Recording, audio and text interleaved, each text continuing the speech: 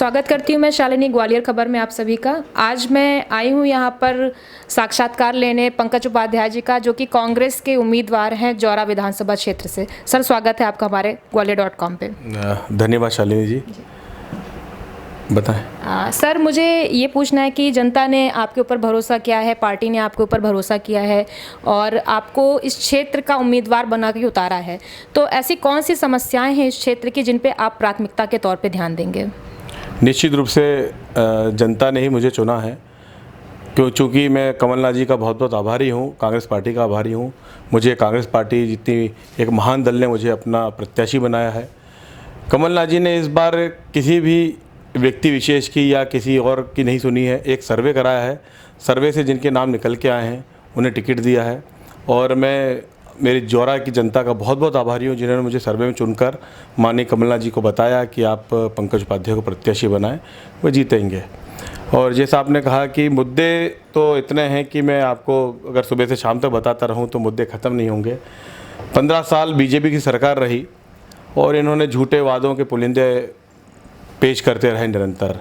शिवराज सिंह चौहान जितना झूठा मुख्यमंत्री आज तक मैंने विश्व के किसी भी राजनीतिक पटल पर नहीं देखा है।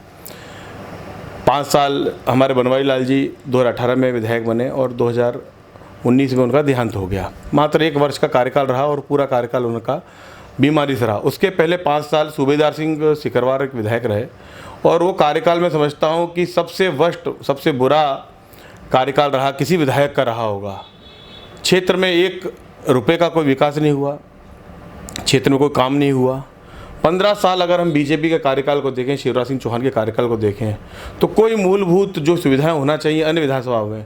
मेरा आपसे निवेदन है, एक बार आप जौरा हमारा विधानसभा देख के आएँ। जौरा कैलाश के 2 नगर हैं, पहाड़गढ़ और 3 ब्लॉक बनते हैं टोटल मिला के, और आप एक बार घूम के आएंगे तो आपको ऐसा लगेगा कि हम अभी कितने पिछड़े एरिया में घूम रहे हैं। जी जी। पहाड़गढ़ से एक हमारा एक एरिया है धौंदा कन्हार, गेतौली तक हमारी विधानसभा है। लगभग 40 किलोमीटर का आपको सफ़र करने में 2-2.5 घंटे लग जाएंगे। आप बोलेंगे कि हम कौन से ज़माने में जी रहे हैं जी। तो ऐसे कई और सही सारी चीज़ें हैं। मैं शिवराज सरकार हमेशा दावा करती रही कि वो विकासवादी सरकार है, हमेशा विकास कर रही है, लेकिन अगर हम ग्राउंड ज़ीरो पे जाते हैं तो मैंने इतनी ज़्यादा यहाँ पे असुविधाएं देखी हैं, जल आपूर्ति को लेकर के, शिक्षा को लेकर के, स्वास्थ्य को लेकर के।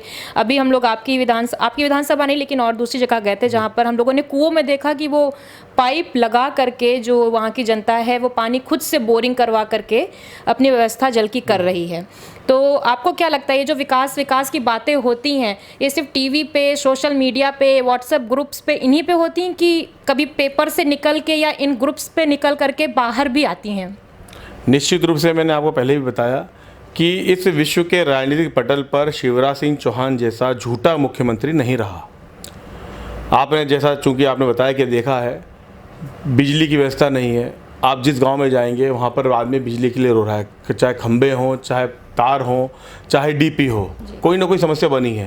पेयजल की कोई समुचित व्यवस्था नहीं है, पहुंच मार्ग नहीं है, शिक्षा की कोई व्यवस्था नहीं है, स्कूल हैं तो पढ़ाने वाले नहीं हैं, स्वास्थ्य की कोई व्यवस्था नहीं है। ऐसा कई एरिए हैं कि जब महिलाएं प्रेग्नेंट होती हैं, गर्भवती होती हैं, उनको व्यवस्थित रूप से अस्पताल तक पहुँचाने की व्यवस्था नहीं है। अस्पताल तक अगर वो पहुँच जाएँ तो उनकी कोई वहाँ देखभाल करने के लिए कोई अस्पतालों की व्यवस्था नहीं है। मैं आपको बता रहा हूँ कि शिवराज सिंह जैसा झूठा मुख्यमंत्री कहीं ना हुआ है ना कभी होगा। जी, जी। कहा जाता है कि सिंधिया जी का यहाँ पे बहुत दबदबा था और सिंधिया जी का बहुत रुतबा भी हुआ करता था। कांग्रेस पार्टी में भी उनके कहने पे टिकट्स मिलते थे, उनके कहने पे पार्षद को टिकट मिलते थे। अब जब सर्वे हुआ है और आप सब निकल के आए हैं बाहर, तो इस चीज़ को लेकर के जनता में उत्साह है? निश्चित रूप से उत्साह है और सिंधिया जी का यहाँ पर कभी कुछ नहीं था। हम बात करें 2008 के चुनाव की, जब भी वो मुखिया हुआ करते थे पार्टी के, उन्होंने टिकट लिए और टिकट बांटे। फिर हम बात करें 2013 की, तो उन्होंने पूरे टिकट लिए जिले के, उन्होंने ही बांटे। 2013 में हमारा एक भी विधायक नहीं जीता। 2018 में हमारे कमलनाथ जी का कुशल नेतृत्व था और एक एंटी इनकम्बेंसी का माहौल था। हमने जो 15 साल का जनता को बताया कि 15 साल में शिवराज सिंह चौहान ने आपको केवल ठगा है, आपको केवल झूठे आश्वासन दिए हैं, झूठे वादे किए हैं, लेकिन कोई काम नहीं किया है। वो जनता ने सुना और सरकार बदली। इसमें सिंधिया जी का या और किसी का कोई योगदान नहीं है। निश्चित रूप से 100% जनता का और जनता का ही योगदान है। जनता ने सरकार बदली और हमारे माननीय कमलनाथ जी के नेतृत्व में सरकार बनी। दूसरी तरफ आपने बोला कि बहुत बड़ा उनका आभा मंडल है। उनका आभा मंडल आपको निश्चित रूप से 2020 के उपचुनाव में हमारी 16 विधानसभा जो सीटें हैं ग्वालियर चंबल अंचल की, जो बताया जाता है कि वो सीटें सिंधिया के प्रभाव की सीटें हैं। 35 से 50 करोड़ रुपए का लेन देन हुआ है। सिंधिया जी उसमें मध्यस्थ बने हैं। उन्होंने एक एक विधायक को 35 से 50 करोड़ 45 करोड़ जो भी अमाउंट है दिया है, जब जाके उन्होंने अपने आस्थाएं खोकर कांग्रेस पार्टी में और बीजेपी का दामन थामा है। आप किसी भी विधानसभा में निकल जाएं, गद्दार के अलावा कोई शब्द नहीं निकलता इन विधायकों के। हम विश्वास ही नहीं, आपको वचन से कह रहे हैं कि जनता चंबल ग्वालियर डिवीजन की 16 की 16 सीटें सिंधिया जी को घर पहुंचाएगी और कांग्रेस को 16 की 16 सीटें जिताएगी। सर, आज 2 अक्टूबर है, आपको पता है गांधी जयंती भी है और लाल बहादुर शास्त्री जी का जन्मदिन भी है, ठीक है। लेकिन जय श्री राम, जय जवान, जय किसान, ये नारे जो होते हैं, इस पे एक पार्टी अपना वर्चस्व मानने लग गई कि अगर कोई और कहता तो कहते नहीं, ये तो झूठ बोलते हैं, देशद्रोही हैं और हम देशभक्त हैं। और अंधभक्त हैं जिनको हम कहते हैं कि हाँ साथ में उनके रहते हैं, वो उनका बहुत साथ देते हैं। सोशल मीडिया पे लोग अगर कोई इस तरह के नारे आपकी पार्टी से करता है तो उनको सब बोलते हैं कि आप तो बस लहर में बहने की कोशिश कर रहे हैं। तो आपका क्या मतलब है? मतलब वो नारे उन्हीं के लिए बने हैं कि इन नारों पे बाकी लोगों का भी हक है? नहीं नहीं नहीं, केवल इन्होंने भगवान राम को, भगवान कृष्ण को और हमारे धर्म को, हिंदू धर्म को केवल राजनीति के लिए इस्तेमाल किया है। इसके अलावा इन्होंने भगवान राम के ना कभी कोई मर्यादा का कोई पालन किया, ना उनके दिखाए हुए आदर्शों का कोई पालन किया। अगर ये इतने ही धार्मिक और आस्तिक और मर्यादा का पालन करने वाले होते तो हमारी जो सरकार चल रही थी, एक लोकतांत्रिक तरीके से चुनी हुई सरकार थी, इतनी बेईमानी से भगवान राम ने और हमारे किसी भी आराध्य ने नहीं बताया कि इतनी बेईमानी की जाए।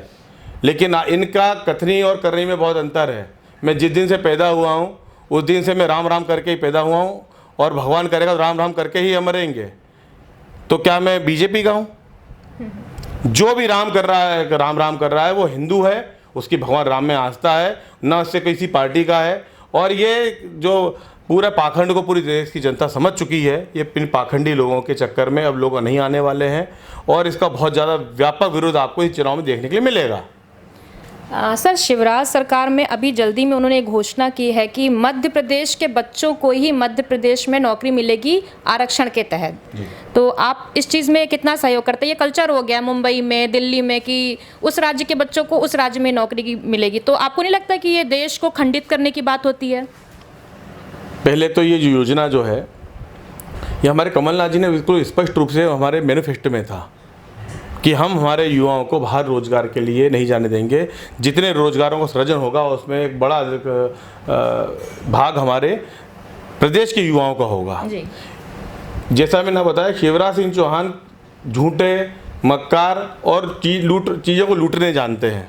हमारी जितनी योजनाएं हैं वो सारी योजनाओं को वो तो आजकल रोज नारियल लेके निकलते हैं और फोड़ते हैं बहुत सारी योजनाओं का। तो हमारे काम है केवल उन्हीं पे जो हमने शिलान्यास किए थे, कार्य किए थे कि उन पर केवल नारियल के फोड़ते हैं। उनकी मैं समझता हूँ कि सर 70 या 80 हज़ार घोषणाएं पेंडिंग है। 1 लाख हो गई होगी क्योंकि 6 महीने उनके कार्यकाल में, और ये 6 महीने उनके कार्यकाल के सबसे मैं समझता हूँ कि इससे बुरा कार्यकाल किसी भी मुख्यमंत्री का देश में नहीं रहा, जो कोरोना कार्यकाल में उन्होंने अपना परफॉर्मेंस दिया है। जी, कोरोना काल में मध्य प्रदेश में काफ़ी अव्यवस्था देखने को मिली थी।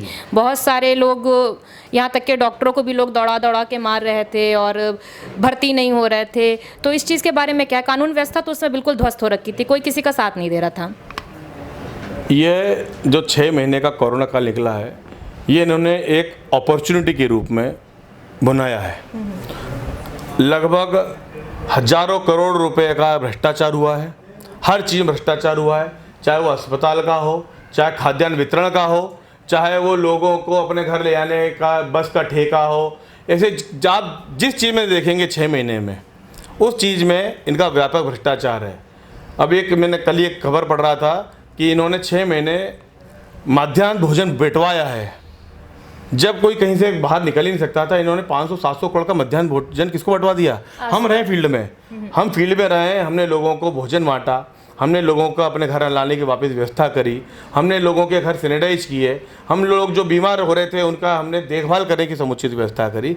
इन लोगों ने घोषणाओं के अलावा और इसको धंधा बनाने के अलावा कोरोना काल को और कुछ काम नहीं किया। जी, सुनने में आ रहा था कि जो पल्स ऑक्सीमीटर जैसी जो छोटी छोटी चीज़ें हैं 300-400 रुपए की, वो 4-4 हज़ार रुपए में फिर सरकारी टेंडर्स में आई हैं और गई हैं। इसके बारे में आपको कुछ पता है? मैंने जैसा आपको बताया कि जितने मतलब अवसर जो कह रहे हैं कि आपदा को अवसर जो है बनाया गया है।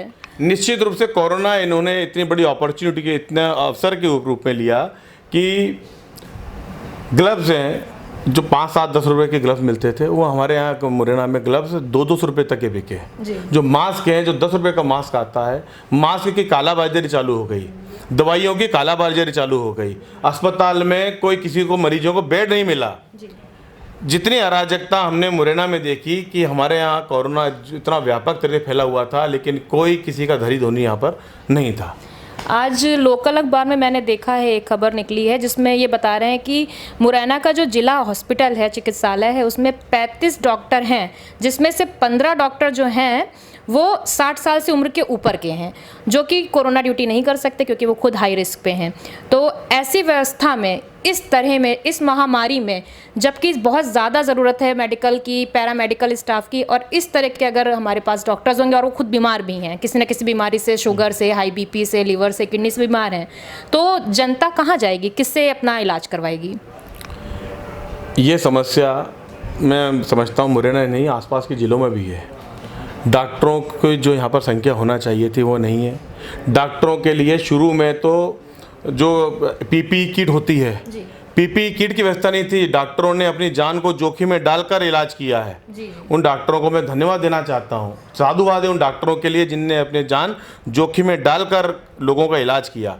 लेकिन हमारी सरकार की, बीजेपी का जो शासन रहा, उसकी सरकार की इतनी बड़ी नाकामी है, इतना बड़ा फेलियर है कि जिन डॉक्टरों ने अपना सर्वस्व निछावर करने के लिए अपने प्राण जोखिम में डालने के बावजूद भी उनके अभी तक किसी की सुध नहीं ली है।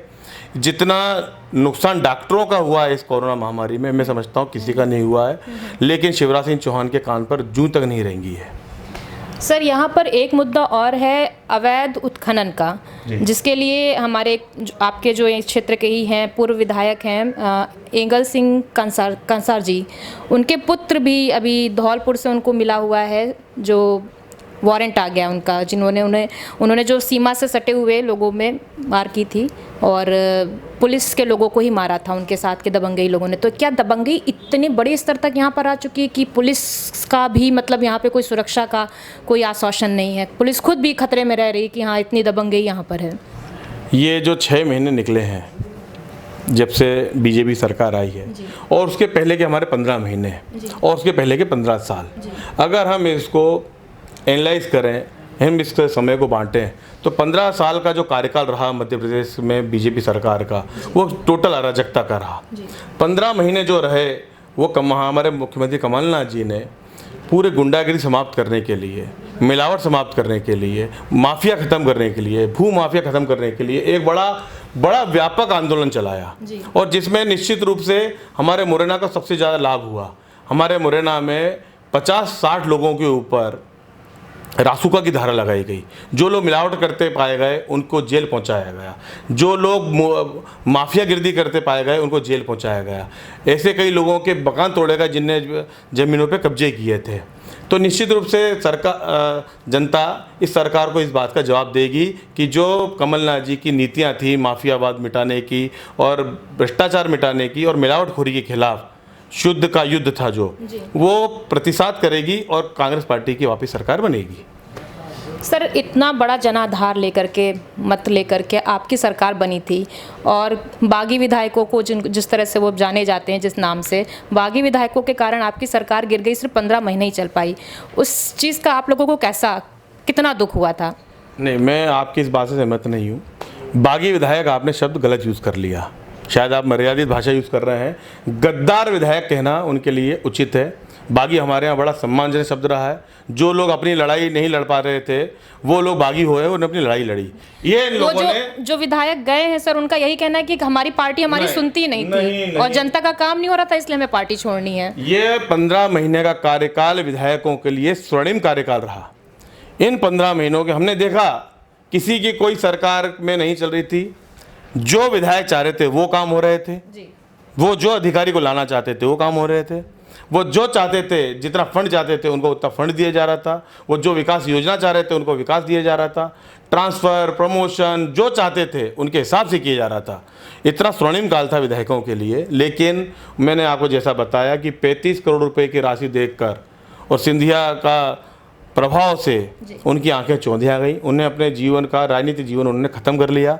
उनको जनता धुतकार के भगा रही है। आप किसी विधानसभा चले जाइए, गद्दार के अलावा कोई शब्द इन विधायकों के लिए नहीं मिलता है। मेरा आपसे निवेदन है कि आप ये बागी शब्द का यूज़, हमारे बड़ा सम्मानजनक शब्द है ये। जी। हाँ, तो आप क्या हो नहीं हो, लेकिन हमारे यहाँ बागी शब्द का यूज़ हम नहीं करेंगे, गद्दार विधायकों के हम यूज़ करेंगे।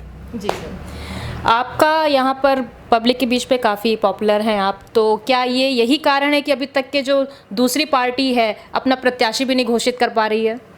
निश्चित रूप से ये जो गद्दार विधायक लड़ रहे हैं चुनाव, इनको तो टिकट देने का पहले ही कमिटमेंट हो चुका है जी।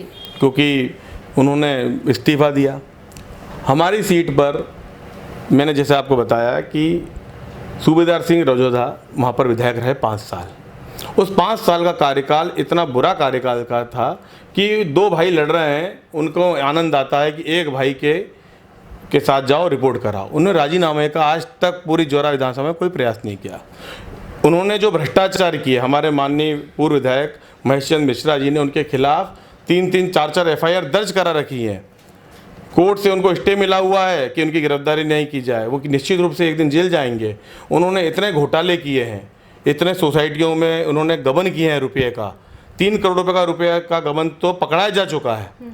तो वो व्यक्ति वापस टिकट मांग रहे हैं, उसका जनता विरोध कर रही है। इसलिए अधर में टटकी हुई टिकट, मैं समझता हूँ कि ये लास्ट तक, जिस दिन फार्म भरने की लास्ट डेट होगी, जब तक ये डिसीजन ले नहीं पाएंगे। सर, नॉर्मली होता है साधारण तौर पे कि जब चुनाव होते हैं तो जब चुनाव के बीच में जब जनता के बीच में जाते हैं उम्मीदवार, तो उनके मुद्दे होते हैं कि लोगों की क्या मांग है, विकास की मांग है या स्थानीय क्षेत्रों की क्या मांग है, क्या मुद्दे हैं। तो आप जब जाते हैं तो आपको क्या लगता है, जनता मुद्दों की मांग कर रही है, विकास की मांग कर रही है, कि कांग्रेस के आप जैसे बता रहे गद्दार विधायकों को सबक सिखाने की बात कर रही है? दोनों ही चीज़ें हैं। पहला मुद्दा तो कमलनाथ जी की जनकारी नीतियों की जो सरकार चल रही थी उसे पुनः वापस लाने के लिए एक जन आंदोलन छड़ा हुआ है। ये चुनाव नहीं है, मैं समझता हूँ जन आंदोलन हो गया है। पूरे प्रदेश में जो 28 सीटों पर चल रहा है, ये एक जन आंदोलन है। दूसरा, जब चुनाव होता है तो आदमी अपनी मांग तो रखता ही है, अपनी समस्या बताता ही है। हमारी जनता को, हमारी जौरा विधानसभा की जनता को इतना बहलाया फुसला के रखा गया कि मूलभूत समस्याओं में वो घिरे रहे, रोटी बिजली पानी की समस्याओं में घिरे रहे। वो उनका मूलभूत अधिकार है और मूलभूत अधिकार उनको मिलना ही चाहिए। मैं उन्हें इस मूलभूत अधिकार से थोड़ा ऊपर की बात करता हूँ। मैं उन्हें देना चाहता हूँ रोजगार, अच्छी शिक्षा, अच्छी स्वास्थ्य, ये जो गाय सड़कों पर रोज़ एक्सीडेंट हो रहे हैं उनकी व्यवस्था, अच्छा पेयजल की व्यवस्था, ये हमने उनके लिए विजन किया है। एक स्पोर्ट्स एकेडमी बनाने की बहुत बड़ी योजना है। हमारे यहाँ के युवा सबसे ज़्यादा फौज में और पुलिस की भर्ती देखना जाते हैं, लेकिन उनके साथ बड़ा दोहरा व्यवहार किया जाता है। बड़े सीधे साधे भोले भाले बच्चे हैं, खूब तैयारी करते हैं। आज किसी दिन 4 बजे सुबह उठ के जाइएगा तो आपको रोड पे नंगे पैर दौड़ते हुए लड़के मिलेंगे। उन लड़कों के लिए हमने व्यवस्था करी है कि ईश्वर सुनेगा, हमारी कमलनाथ जी की वापस सरकार बनेगी तो हम एक बड़ी स्पोर्ट्स एकेडमी बना के देंगे, जिसमें जो लड़के भर्ती देखना चाह रहे हैं पुलिस की और फौज की, उनको पूरी ट्रेनिंग दी जाएगी, दौड़ने की, कूदने की, रास्ता चढ़ने की, और शैक्षणिक का 2 महीने का क्रैश कोर्स कराया जाएगा कि जो प्रश्न पूछे जाएँ उनकी व्यवस्था की जाए। हमारे यहाँ जितने सबसे ज़्यादा सेवा भाव पुलिस में और आर्मी में है तो वो हमारे मुरैना ज़िले की जनता का ही है। और जौरा विधानसभा से इतनी बड़ी संख्या में हम यहाँ पर लोगों को पहुँचाते हैं कि बड़ी संख्या में जब भी आप कहीं शहीद का नाम लेंगे तो मुरैना नाम का ज़िला बड़े गर्व से लिया जाएगा। जी, आखिरी सवाल सर पूछूंगी आपसे जी, जो ये अब चुनाव हो रहा है 28 सीटों पे, तो आपको क्या लगता है ये चुनाव किनके बीच में हो रहा है? कमलनाथ वर्सेस सिंधिया है, असली कांग्रेस वर्सेस भगोड़ी कांग्रेस है, या फिर कांग्रेस वर्सेस बीजेपी है? ये चुनाव जनता और बीजेपी का है। ये चुनाव सत्य और झूठ का है। ये चुनाव केवल, मैंने आपको बताया कि कमलनाथ जी की जनहितकारी नीतियां और जनता ने जो देखा 15 महीने का कार्यकाल, उसके बीच का ये चुनाव है। निश्चित रूप से कांग्रेस पार्टी की वापस सरकार बनेगी और जनता चुनकर कमलनाथ जी को वापस मुख्यमंत्री बनाएगी।